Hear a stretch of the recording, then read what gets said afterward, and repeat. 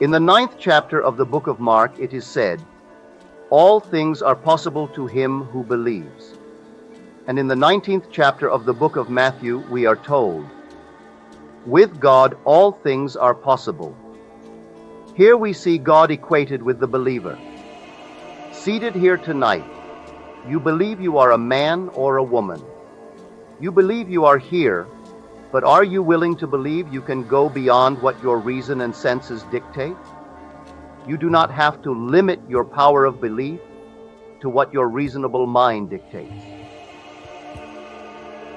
The choice and its limitations are entirely up to you, for all things exist in the human imagination, and it is from your imagination that your belief stems. If you go beyond the dictates of reason, it must be via your imagination, and since all things now exist there, you can at any moment go beyond what your reason and senses dictate.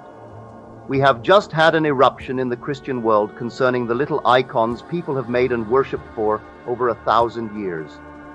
The 115th Psalm described them as, "Their idols are silver and gold, the work of men's hands. They have eyes but do not see, mouths that do not speak, ears that do not hear, hands that do not feel, feet that do not walk, and no sound is heard in their throats. Those who make them are like them, so are all who trust in them." In today's paper, the story is told of a famous actress who had an accident while in her Rolls Royce. She was injured, but not seriously, and attributed her luck to the little icon she called St. Christopher. She is just like the one who made it and sold it to her, but she doesn't know it. Don't judge another by their worldly possessions. They receive them through belief, but they do not know. Their very being is the one who created it for them. She believed her little gold icon saved her from a fatal accident. Nothing saved her but her belief in it. She bought and believed in her little icon because she does not know the one in whom she should trust. All things are possible to him who believes, and with God all things are possible. Here we see that God and the believer are one. When you leave here tonight, you expect to find your home where you left it. You will go to sleep there and believe you will wake up in your bed tomorrow morning. You believe you are clothed right now. I tell you, your capacity to believe is the human imagination, which is the only God. All imagination, you have restricted yourself by the body of sense and reason you wear. Reason says you are in this room, that you have a certain amount of money and can have no more unless you make a physical effort to get it. But you would wish you had more, wouldn't you? Assume your wish through the sense of feeling. That assumption, subjectively appropriated and believed to be true, is faith. Can you believe in its reality? Knowing all things are possible to him who believes, can you persuade yourself that although your reason and senses deny it, your assumption will make it so? Blake, in his wonderful Marriage of Heaven and Hell, said, "I dined with Isaiah and Ezekiel and asked, does a strong persuasion that a thing is so make it so? And Isaiah replied, all prophets believe it does. And in ages of imagination, a firm persuasion moved mountains, but many today are not capable of a firm persuasion of anything." Everything here was once only a desire, believed. This building, the clothes you wear, or the car you drive were first a desire, then believed into being. He may work for you to aid the fulfillment of your desire if you believe you have it. Many men can and will come to aid you, even without knowing they are doing it, if you believe. You do not have to persuade others to help you. All you need do is believe you are what you want to be, and then let the world, which is nothing more than yourself pushed out, go to work to make your assumption possible. I promise you, your desire will be fulfilled, for all things are possible to him who believes. The late Robert Frost said, "Our founding fathers did not believe in the future. They believed the future in." The most creative power in you is your power to believe a thing in. Our founding fathers did not believe that the passage of time would produce this country as they desired it. They wanted democracy, not a monarchy, and knew that sitting down and hoping it would come to pass wouldn't do it. They had to appropriate it, so they simply believed it in. How? By faith. They subjectively appropriated their desire. Let us say you would like to be in San Francisco now, but you don't have the time or the money to make the trip. What do? You ignore the present moment and subjectively appropriate your objective hope by sleeping in San Francisco tonight. As you lie on your bed, look at your world through the eyes of one who is sleeping in San Francisco. You may wake in the morning to find you are still physically in Los Angeles, but while you slept, changes were taking place, which will compel you to make the journey. I tell you, you will always go physically to the subjective state you have appropriated. Remember, all things are possible to him who believes, and with God all things are possible. Man believes that God created the world and all within it, but he does not equate God with himself, the believer. But the Bible equates God, the creator of everything, with one who believes. And belief need not be restricted, but can go beyond the evidence of sense and reason. In the world you must go on the outside to light your way. You may light a candle, a lamp, or use electricity. But one day you will turn within to discover that you are the light of the world. Then you will know you are God, the light of infinite love, infinite power, and infinite wisdom. You will expand into these states as you break the barriers of reason and senses. I challenge you to examine yourself. Are you holding to the state you desire to experience? Test yourself, and as you do, you are testing Christ, for he is God's power and wisdom. It doesn't cost anything to test him, so try it. We are told that imagination speaks to us through the medium of dreams and reveals himself in vision. One night I was shown how to test myself. That night I found myself in an enormous mansion on Fifth Avenue in New York City at the turn of the century. Everything that money could buy was in that mansion. Although I was invisible to the two generations who were present, I could hear everything they said. The older gentleman spoke, saying, "Father used to say while standing on an empty lot, 'I remember when this was just as empty lot.' Then he would describe the building he wanted to be there as though it were already solid and real. Then the scene shifted, and I saw the building, now complete, standing where only a moment before had been an empty lot."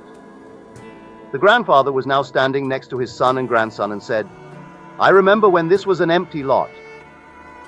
This dream taught me a marvelous lesson. I was the grandfather, the son, and the grandson. It was up to me now to pass this knowledge on to other generations.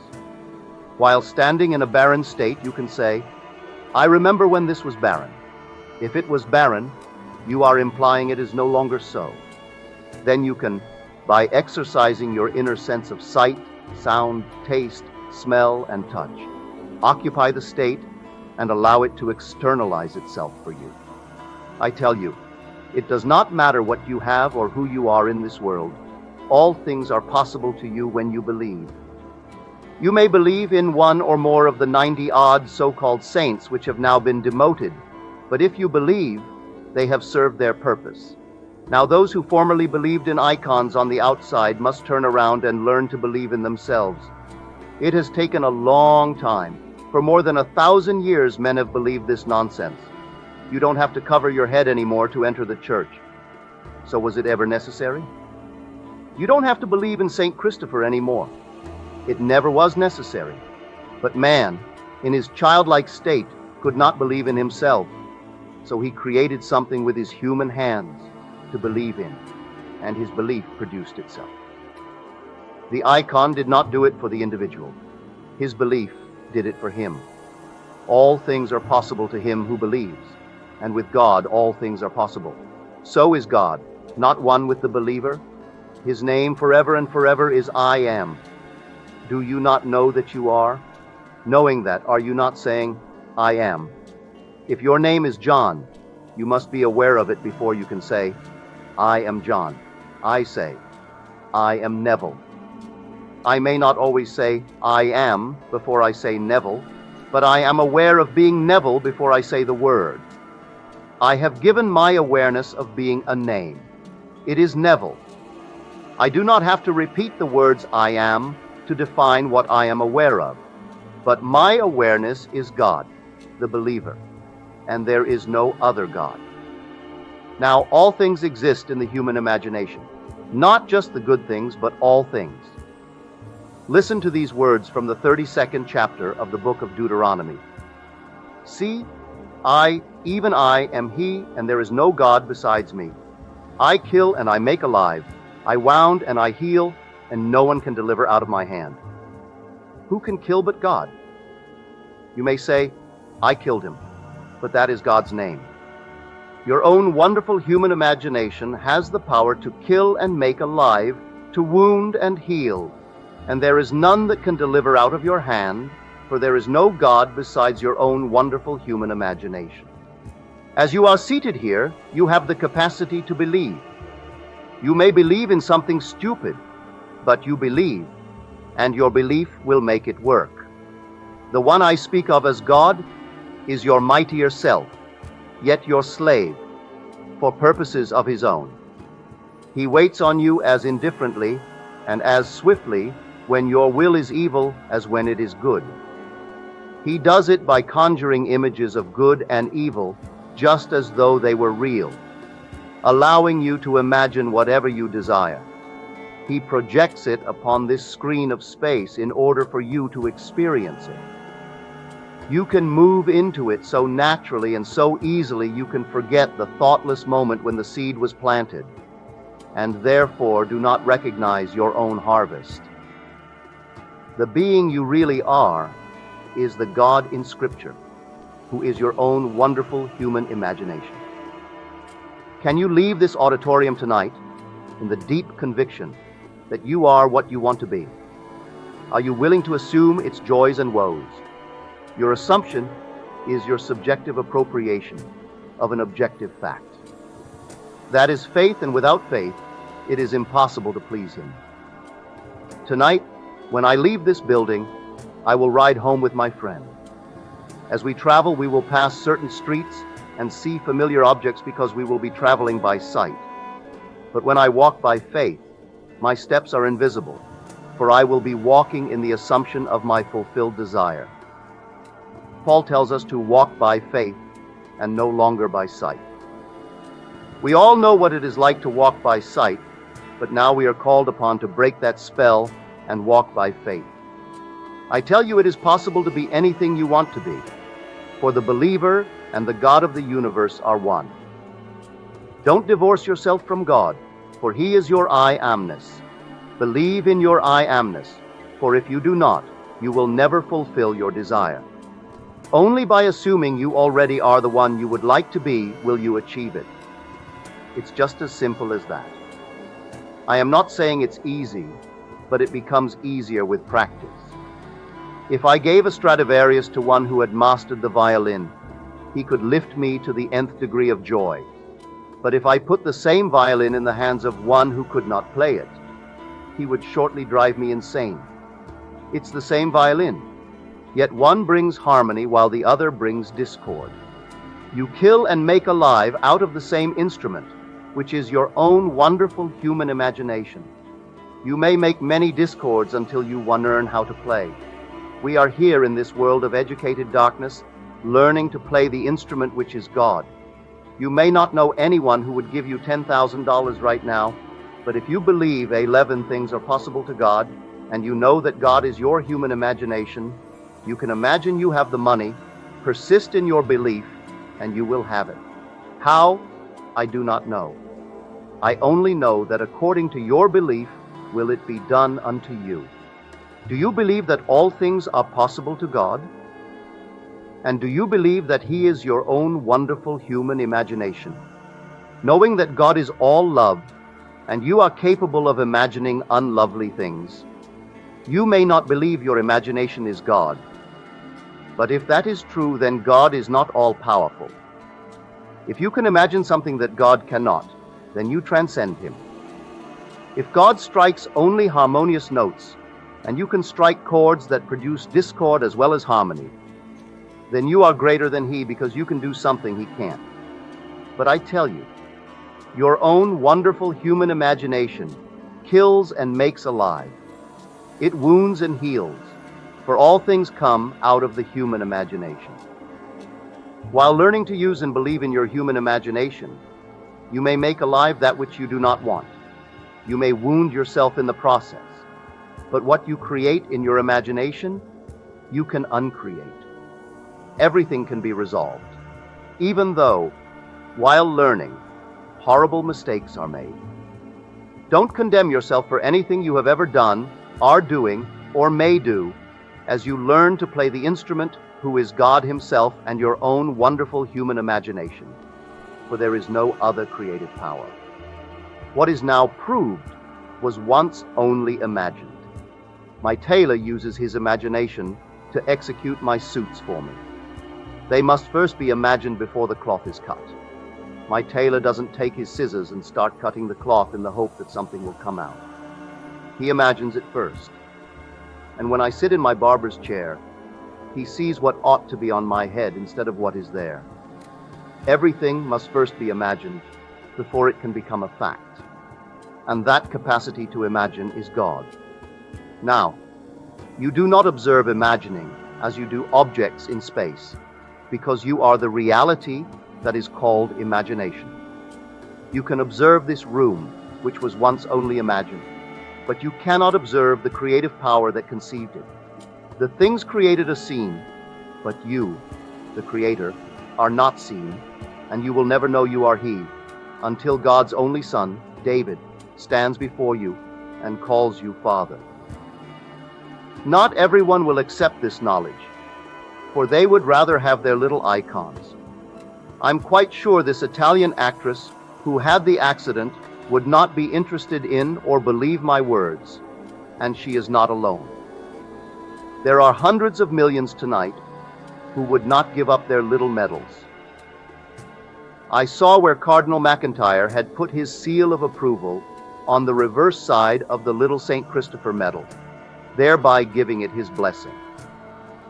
On one side is a face that never existed, and on the other, a priest of the church gives his approval. What nonsense! Yet the medals work because people believe they do. It's time for man to stop believing in something on the outside and start believing in his human imagination. It's time to stop all the outside icons. You shall make no graven image unto me, or have no other gods besides me. You may have no education, no money or social background, and find it difficult to believe in yourself.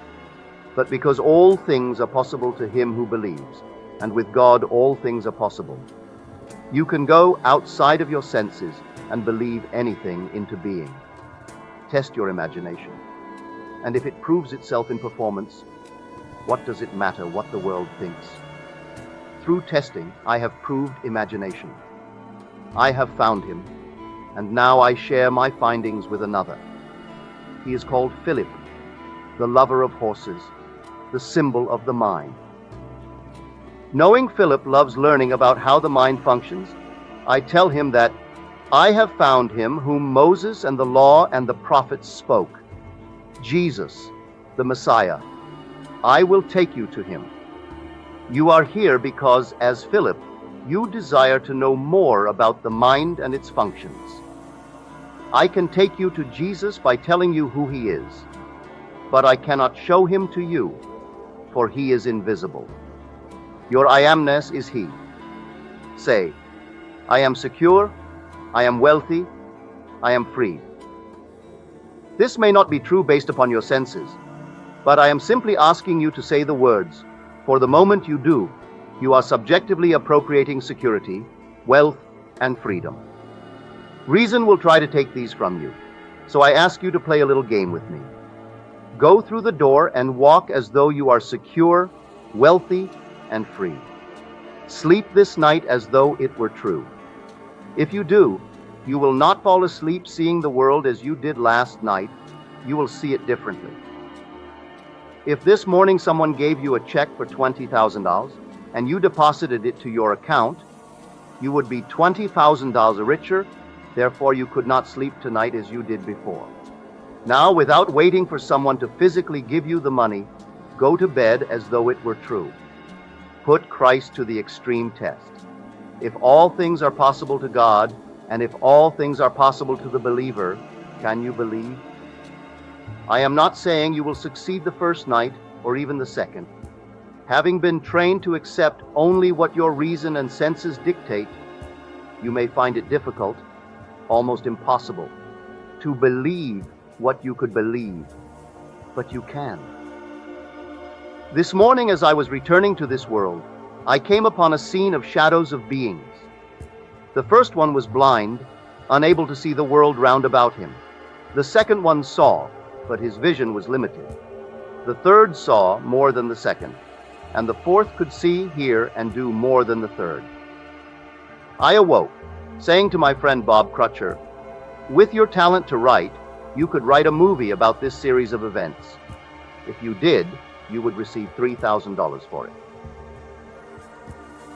I knew that just like an actor, I had identified myself with every shadowy being I had seen.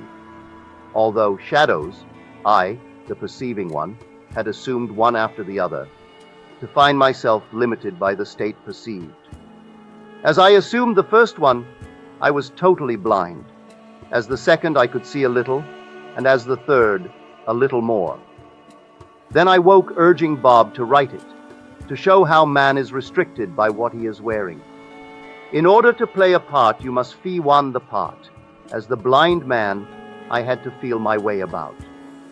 When I put on another garment, I could see and did not need to feel any more. With each garment I wore, I sensed more and more, and awoke urging my friend to show this in picture form, in the hope that those who would see it would understand that man is only playing a part. The part need not be that which was given him at birth. He could pick a part and enter it at any point in time. Right now you are playing a part. If you don't like it, you can change it. You could play the part of a man wealthier than you were 24 hours ago. It's only a part for you to play, if you desire it. Everything I'm telling you is from the Bible. I kill and I make alive, I wound and I heal one, and there is none that can deliver out of my hand. Even I am he, and there is no God besides me. I am the Lord your God, the Holy One of Israel, your Savior, and besides me, there is no Savior. These are the words of God, revealed through his prophets of old. Their prophecy is fulfilled in the New Testament as, "Whatsoever you desire, believe you have received it, and you will." That's how easily you apply it for an assumption, though false and damned by your senses, if persisted in will harden into fact. I am telling you, you are God, and there never was another. The being in you is God, and you and I are one, because there is only one God. In the end, you will know that you and I are one. For you will discover you are the father of my son, who you will know to be your son. In fact, it will not be the son revealing you as the father, but you, the Father, revealing your Son. Now let us go into the silence.